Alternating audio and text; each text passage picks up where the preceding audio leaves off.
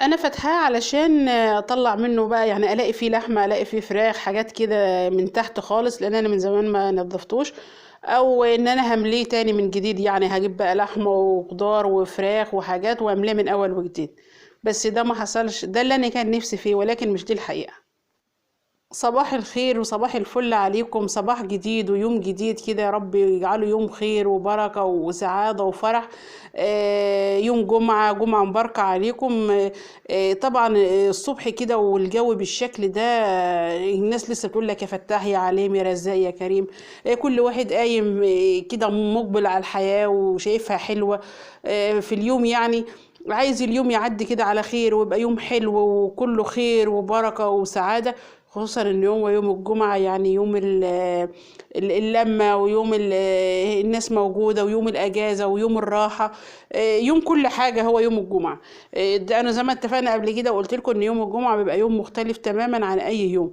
فأنا قمت كده الصبح في اليوم ده لقيت الجو كده بادئ، هو كان فيه شبورة خفيفة، ولكن كنت حاسة ان الجو هيبقى حلو، بدل فيه شبورة بالشكل ده.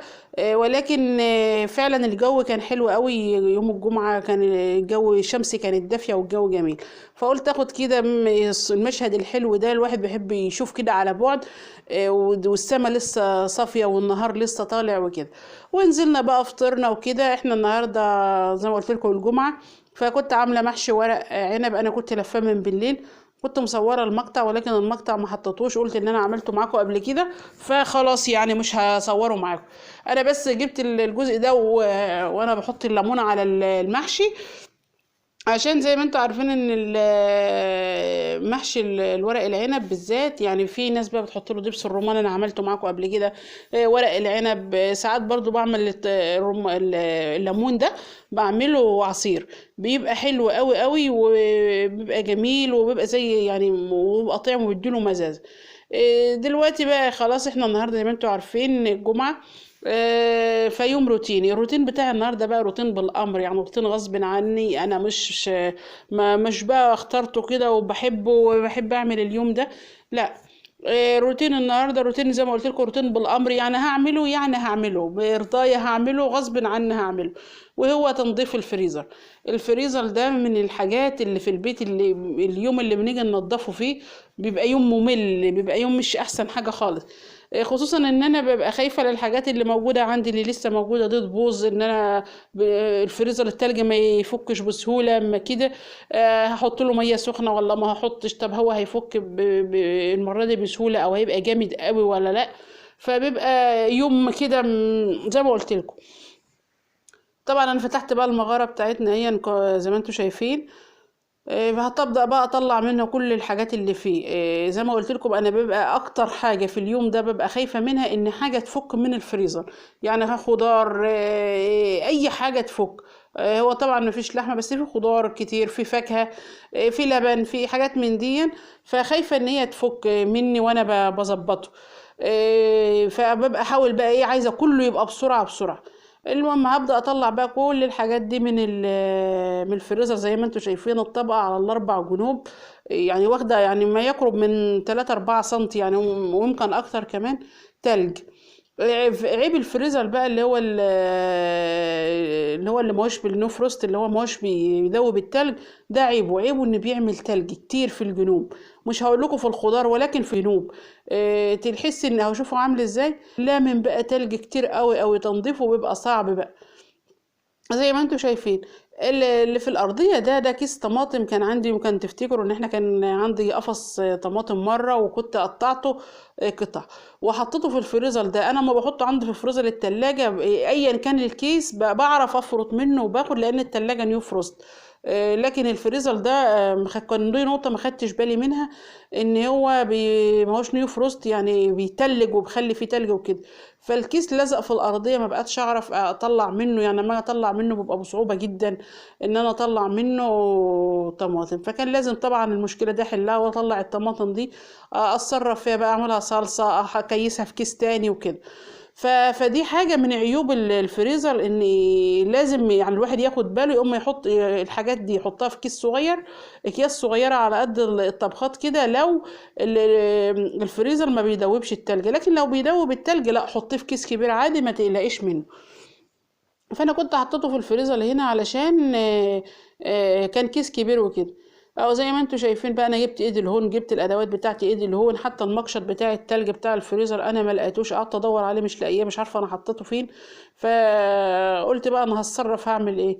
جبت اللي هي الاسباتيولا اللي هي بتاعه المطبخ دي، اللي بننزل بها الحاجات الاكل يعني، جبتها عشان تبقى ما تجرحش الفريزر. وجبت ايدي الهون، وجبت كمان معلقه.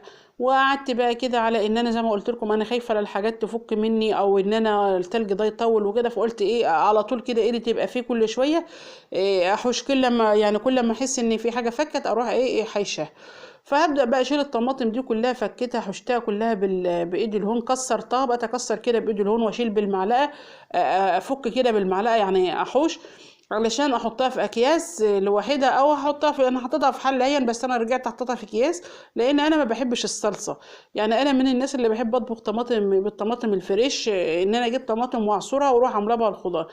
لكن الصلصه دي يا اما استخدمها مثلا صلصه كشري او صلصه محشي، لكن الطبيخ الخضار نفسه انا بحب الطماطم الفريش ان انا اجيبها واعملها. شوفوا اهو بدأ يفك اهو. طبعا وانا بفك الطماطم هو جه قدامكم كده في المقطع يعني حاجه بسيطه، لكن هو خد مني وقت طويل، لان قعدت افك فيها، كانت لازقه جدا جدا، كانت كتله كده وما بتتحركش كمان.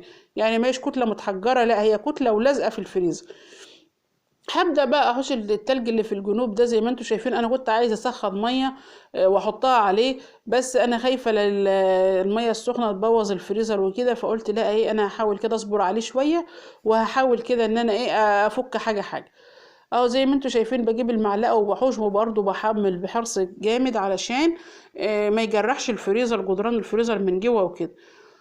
اه زي ما انتم شايفين، والجو طبعا برد جدا، ساقعة، وتنطيف الفريزر ده في البرد ده ما بيبقاش حلو خالص. شوفوا التلج اهو بدأ يفك اهو، بنزله، مع ان الفريزر من جوه نظيف ومفيش فيه حاجة يعني، لا فيه بقعة ولا فيه ريحة وحشة ولا فيه اي حاجة. ولكن هو موضوع التلج ده بيبقى عامل مشكلة، حتى بيبقى مضيق المكان برضه. يعني مش موضوع التلج ده بيبقى مضيق مش بيبقى عامل مشكلة مثلا مع الحاجة نفسها، لا كمان بيبقى مضيق المكان. يعني شوفوا الفريزر لما ارجع فيه الحاجات بتبقى عامله ازاي، وقبل ما احط الحاجات كان عامل ازاي. اهو انا كده لميت فضيت اهو كل التلج زي ما انتم شايفين، المعلقه هناك اهي، والاسباتيولا وايدي الهون، دي الادوات بتاعه النهارده. بس الحمد لله والله عدت على خير، وربنا ستر الحمد لله. فالمهم اهو هبدأ بقى ألم. طبعا إن نشيل التلج بإيدينا بيبقى صعب جدا، وأنا خصوصا يعني ما هعمل إيه، ما هو لازم أنضفه أهو. أنا بقول لكم الأدوات بتاعتي.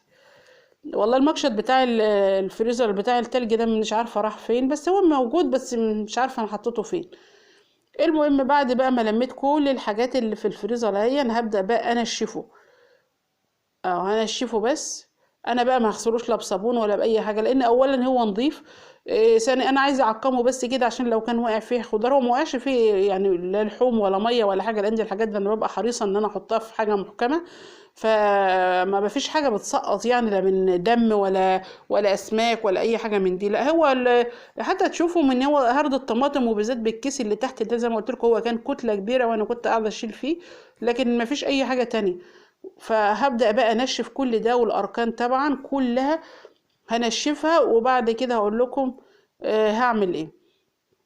في ناس بقى ممكن يعني لو في بقع او في ريحه وحشه او كده، لا نغسله بقى، نجيب سائل مواعين واغسله بليفه مواعين كده خفيفه، او بسفنجه، او بتاع اللي هو الكربوناتو برضو بيحوش البقع وكل ده.